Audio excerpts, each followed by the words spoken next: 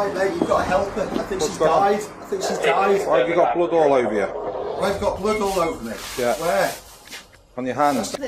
Calm down for us, fella, calm down. Please don't tell me she's dead. Yeah. Alright. Please help me. Please help me. Okay. A 41-year-old is found dead in her home, but what initially appears to be a domestic tragedy would later be revealed as something far more disturbing, because in this case, it wasn't just one act of violence that killed her. It was a pattern of sustained escalating abuse. You're watching Totally True Crime. In July 2023, Stephanie Blundell met Tony Davenport, and their meeting changed the course of her life forever. Stephanie was described as fun-loving, caring and beautiful. She had a successful career, which saw her travelling around the world. She attended the University of Winchester, and she worked in Paris as an executive for the luxury watchmakers Tag Heuer. Stephanie was, as her mother said, a funny, stylish, loving, kind daughter, sister, auntie and friend. Stephanie lived in Chester, in the north of England, near to where her mum, dad and sister lived, and she was extremely close to her family. Stephanie and Tony met when they were both receiving support for alcohol addiction. As a young man, Tony set up a successful go-karting business. He sold the business in 2014 and invested some of the proceeds in property. He got into drugs in his early 20s, but with the sale of his business, his abuse of drugs and alcohol worsened, and he began using crack cocaine and other drugs. When he met Stephanie, she had been struggling with alcohol use disorder for many years, but they supported each other throughout their relationship, specifically when it came to sobriety. Stephanie was a supportive partner and encouraged Tony to go to the Priory for rehabilitation. The pair moved in together and they shared a flat in Canal Street, Chester. Throughout their relationship, there were periods of sobriety, and in January 2025, the pair were both sober, and this continued until they took a trip to Slovakia together in May 2025. On the surface, everything appeared happy. Stephanie shared photos and videos on Facebook, capturing their trip and sightseeing. But behind those posts, something had begun to shift. In the final days of their holiday, Tony started drinking again. He pressured Stephanie to join him, telling her that he would be lonely and he needed a drinking partner. She resisted at first, but over time he wore her down. From the 19th of May 2025, they were both drinking heavily. Tony started to become abusive towards Stephanie. After returning to the UK, there were warning signs that others were picking up on that something was wrong in their relationship. During a taxi journey, Stephanie told the driver, quote, "He'll batter me when we go in. If I go in there now, he'll just punch me." The driver was concerned and contacted the police. They paid them a visit and Tony was arrested for assault. However, Stephanie later asked that no further action be taken. Despite telling them, quote, "He's like full-on serious gonna murder me, but I mother him, and I shouldn't do that."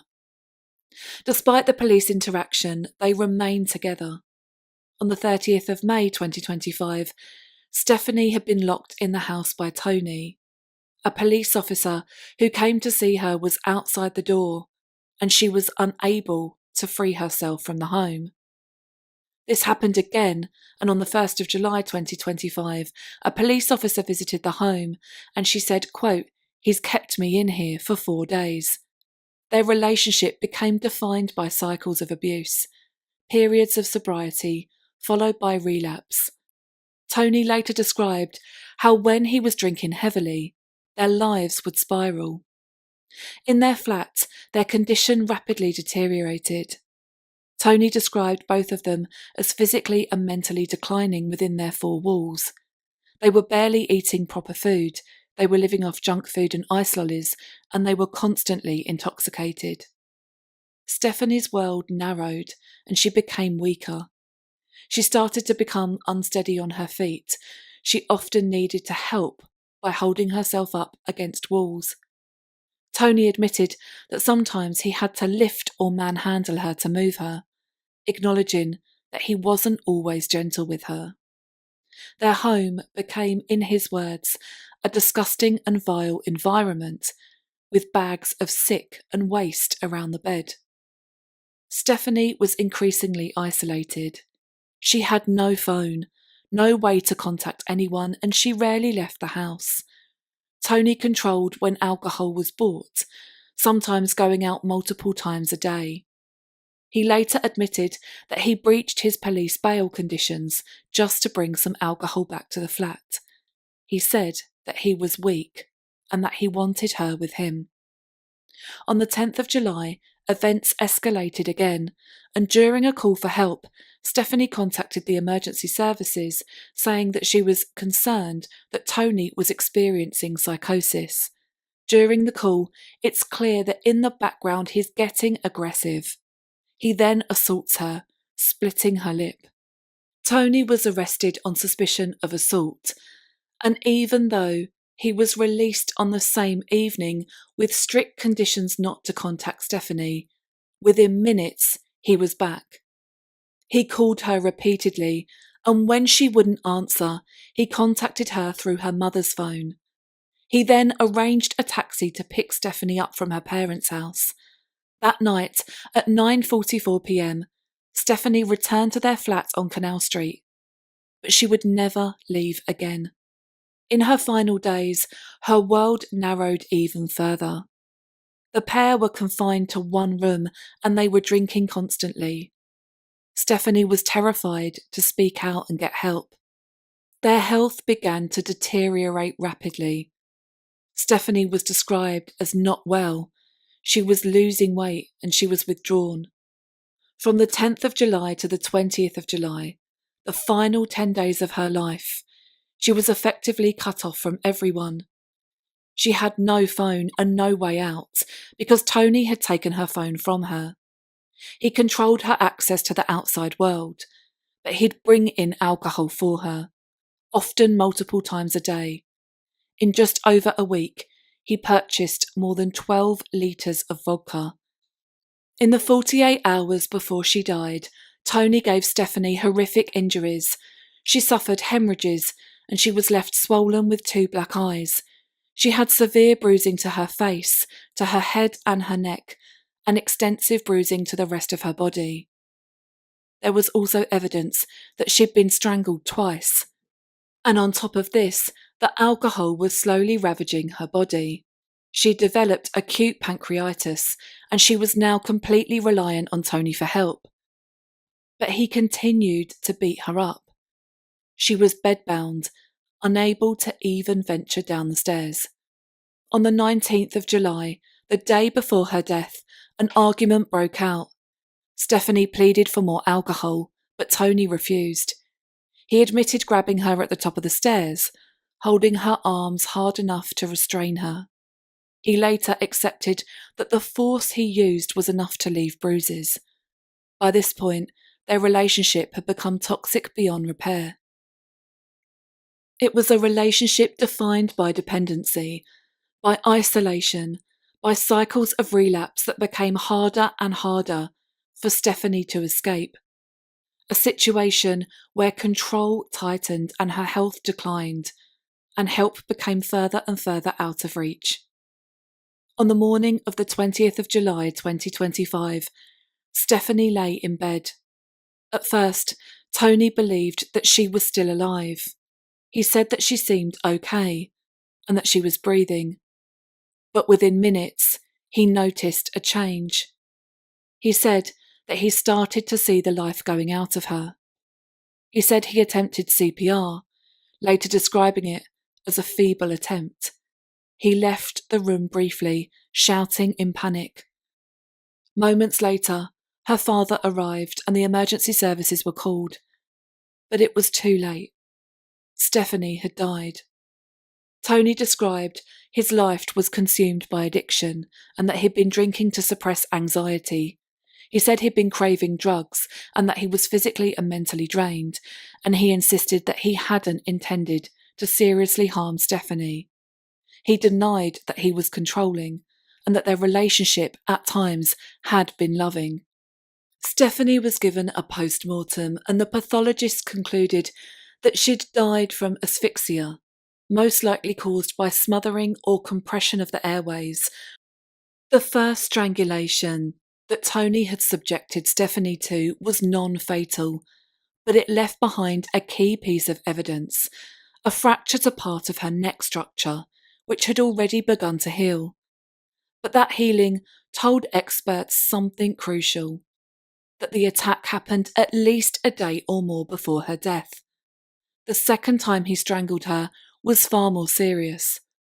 Experts determined that within 0 to 2 hours of her death, and it may have been the final act that left her life, though they couldn't say this with absolute certainty. She had over 100 separate injuries on her body. These injuries were not superficial. They indicated that she'd suffered prolonged violence over a long period of time. They also showed that she had a traumatic brain injury. Tony was arrested on suspicion of murder, and during the investigation, the police discovered the extent of his controlling and coercive behaviour. Even though they'd lived together for 2 years, Stephanie didn't have a key to their shared home. It was not possible to open the front door from the inside without a key, so she would often be a prisoner in her own home. Tony kept her bank cards and her driving licence in his wallet. He also constantly accused her of having affairs and interrogated her mobile phone. When he was intoxicated, he would become abusive, aggressive and violent towards her, and often take her phone away from her. 57-year-old Tony Davenport was found guilty of murdering his girlfriend following a 16-day trial at Chester Crown Court. Alright mate, you've got to help her. I think she's died. I think she's died. Why have you got blood all over you? Well, I've got blood all over me. Yeah. Where? On your hands? Calm down first, fella. Calm down. Please don't tell me she's dead. Yeah. Alright. Please help me. Please help me. Okay. He needs to serve a minimum term of 22 years before he can be considered for parole.